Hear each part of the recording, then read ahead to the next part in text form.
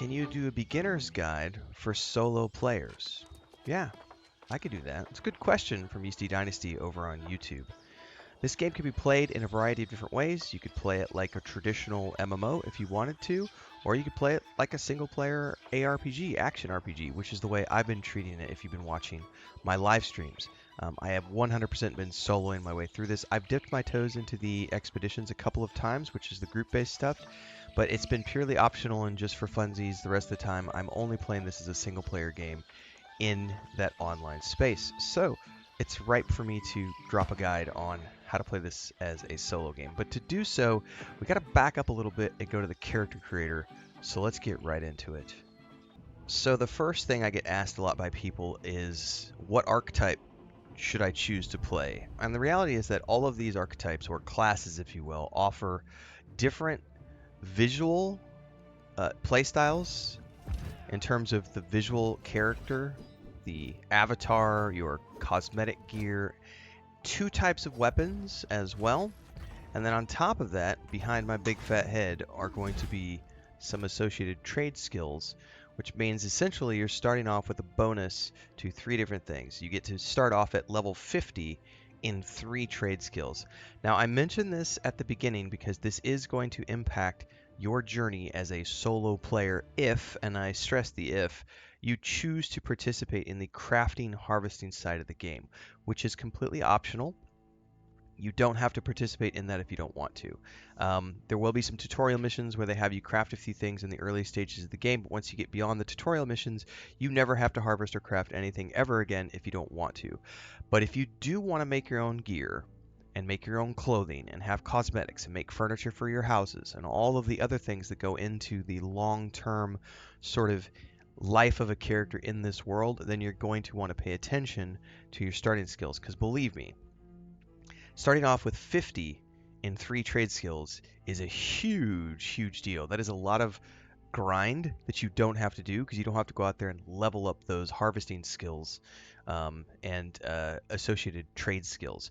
So the archetypes here, these only matter so much as, think about them in terms of the visuals, the way they look, the 2 types of weapons they have, which do not really matter in the long run, because once you get into the game, you can then take whatever weapon combination you want to have. It's always going to be 2 weapons that you have equipped, your main and your secondary, and you're going to have 3 abilities for each one of those. So it's really up to you what you want. The archetypes are a great way to get you started, because it's going to say, okay, here's sword and shield. This is a sword and shield and hatchet character, right? And it'll tell you right here, it says this is a tank / damage character, and the next one over is the destroyer. Again, damage tank. The ranger is purely a damage class. This is spear and bow. A lot of fun, by the way. Ranger is probably my favorite. I have been playing a musketeer through this current playthrough on the live streams. A lot of fun. Very slow DPS with the musket, but overall a very fun class to play. Then you get into the occultist, which is frost and flame. You have a fire staff and a frost gauntlet. Then you have the mystic, who is a mixture of DPS and damage. And then finally you have the sword bearer, who is a massive 2-handed Final Fantasy sword with a blunderbuss. And again, pay attention to the trade skills that each of these have, because these are going to determine what things you can do. So as an example, the ranger. Your trade skills are engineering, which lets you craft the weapons that you're going to be using. Forestry, which enables you to cut down trees. And then woodworking, which allows you to refine the wood into things that you can use to make your bows and etc. So think of these less as things that are going to define you for the rest of your play session or the entire life of your character, and more as just the things you're going to start your game with. Because once you get past the initial starting areas of the game, you don't have to ever use that set of gear that you start with ever again. Even though it looks cosmetically cool, you will be replacing it with other things. And unless you're choosing to transmog your way through the game, it's going to be really hard to look like this the whole whole playthrough, I should say, unless you're using the transmog system, because the different pieces of gear out there in the game world look very different. There's lots of different sets and everything else.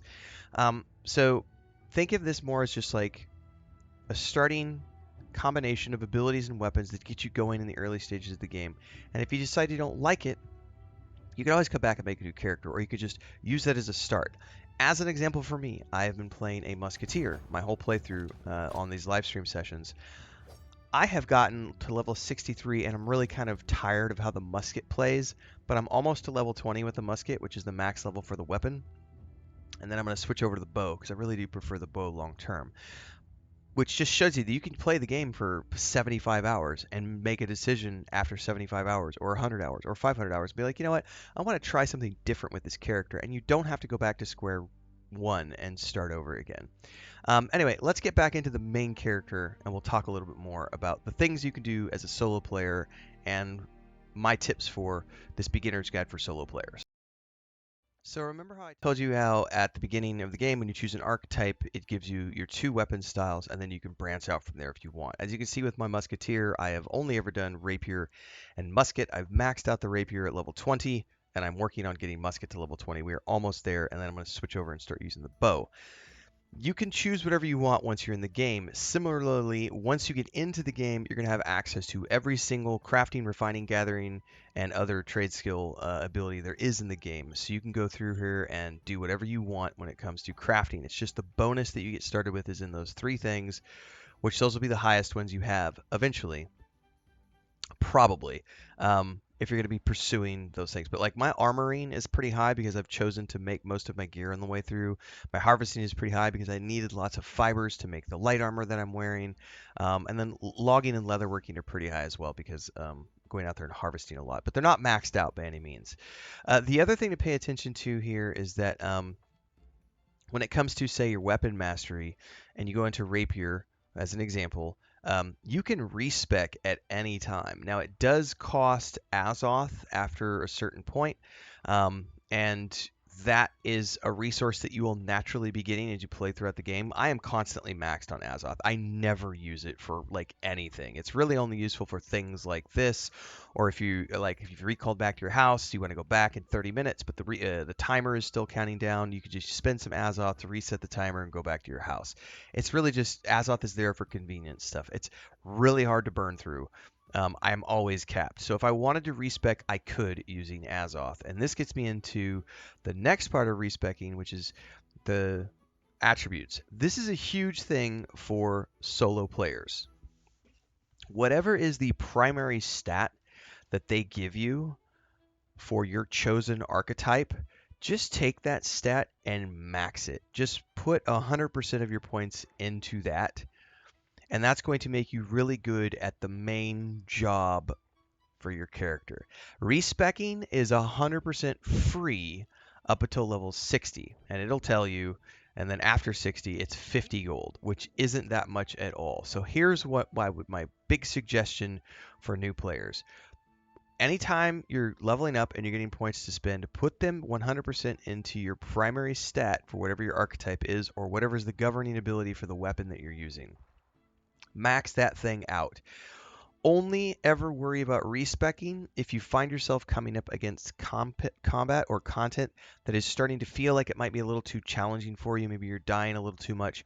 And then you can consider putting points into Constitution as an example to give you some additional hit points. Now, this is a generic beginner's guide. I'm not going to get into the meta of, well, you should actually put 30 points into intelligence for this reason, and 15 points into strength for this reason, and 75 points into focus for this reason. That's not what this guide is. This is a beginner's guide. Max your main stat. If you're starting to worry about taking too much damage, put more points into Constitution, because that gives you hit points. To give you an example of this, I played the whole base game all the way up to Isabella, which is the big boss that you fight at the end of the game. Spoiler alert, at the end of the main storyline. She was really hard for me to do, and I ended up respecking like 3 different times during the process of taking her out and learning her strategies, and I kept putting more and more points into Constitution, and then I eventually just left it where it was where I've got 345 points in Dex and 60 in Con, because it gave me an extra because originally I was like 32 Constitution or something, and having those extra 30 points in Constitution gave me like an extra 1,000 hit points or whatever, which really did help me take that encounter and beat it. So in terms of your stats, always just focus on your primary stat for whatever weapon you're using, max it all the way out. Only worry about Constitution if you're starting to feel yourself being a little squishy is the number one thing. The second tip I will give you is that your chosen archetype is going to have a starter set of gear. In this case, I'm the Musketeer. My starter set was light gear. Light, medium, and heavy are the three different types of armor sets here. And the one thing it impacts, and I'm not going to be able to show it to you right now because I don't have any other sets of armor on me, but there is a weight factor to this game. And so in light armor, if I'm dodging, I can hit the jump button and it literally does a duck and tumble. And you'll notice it uses stamina to duck and tumble. When I have medium armor on, it's sort of like a jump to the side or a jump to the front or a jump back, like a light jump because I'm heavier. And if you're wearing heavy armor, you're not jumping anywhere. You're going to be slightly stepping to the side and that's it, because you're expected in heavy armor to just take the hit, have a shield, or just be wearing heavy armor and be able to mitigate the damage with the heavy armor. So the idea here is that if mobility is something that you care about as a solo player, light armor is going to be very important, and you're going to want to play fast and agile weapon types or class types. The only people who need to be wearing heavy armor in this game are tanks. End of story. If you are a two-handed sword wielder or a sword and board person, then if you're going to be like the tank for a group, then you would wear that type of armor. Now, if you're not going to be playing for groups, you're solo, because remember that's what this guide is for. I don't personally know that there's a lot of value other than preference for the playstyle in playing a tank build. You will be extremely beefy, but it's also going to be very slow, and so that's a caveat for those players who might want to play tank builds, because if you're wearing heavy armor and you're wearing sword and shield, you're not going to be able to move around very quickly. And that can be a detriment for some people. So keep that in mind.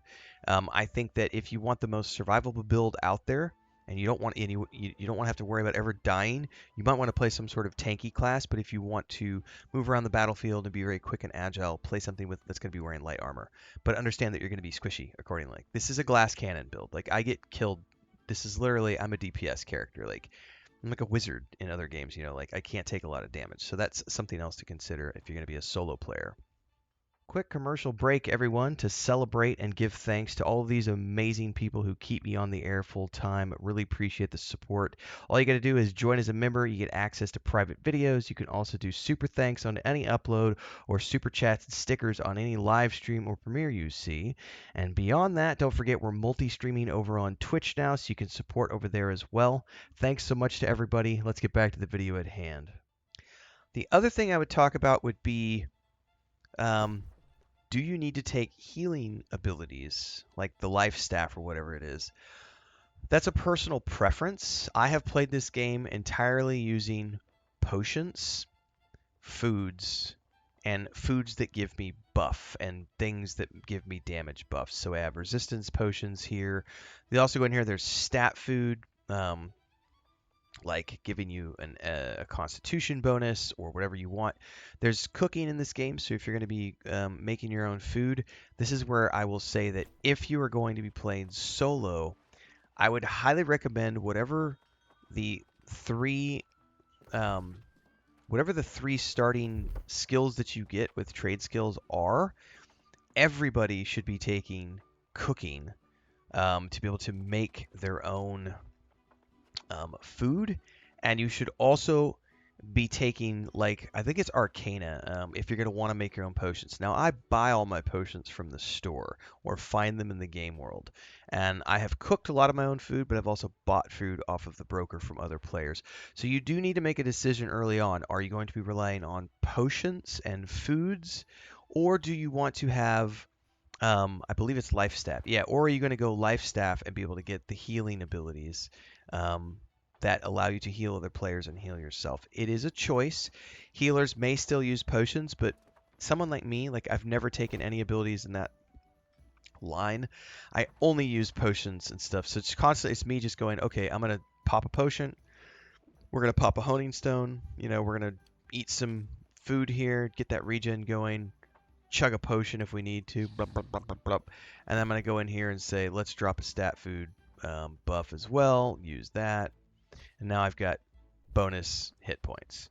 So something to consider when it comes to keeping your health as high as possible. Use stat food, and to regenerate during fights, you know, you can use potions. You can also use the chewy food, as I call it. It's just the normal foods that you can consume, which add a overall buff, but they also provide you with this right here. Let me hover over it so that I can see.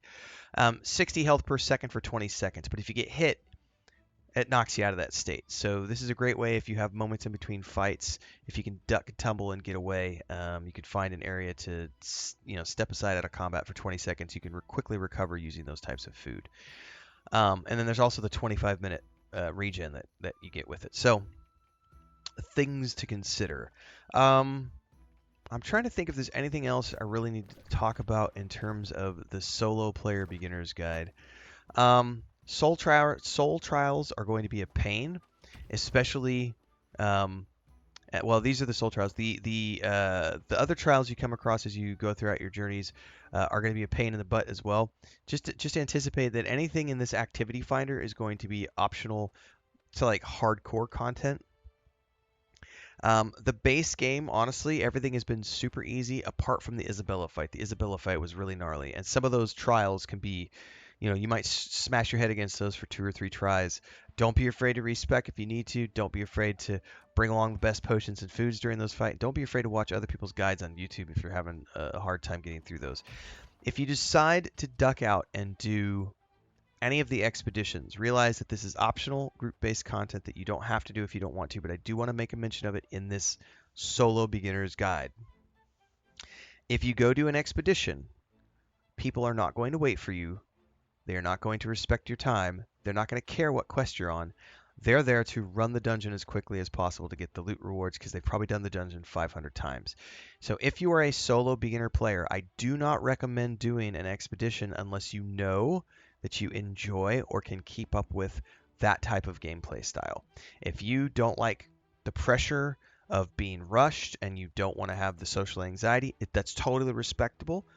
Everybody should have the right to play at their own pace. It's one of the reasons I'm a huge fan of what World of Warcraft has done with the follower dungeons, or Star Wars: The Republic with the NPC who comes along and can help you in the story version of these dungeons. There is no story version in this game of dungeons. So if you want to run an expedition, you must do so with other players. Optional content. Totally worth doing if you want to boost up in gear.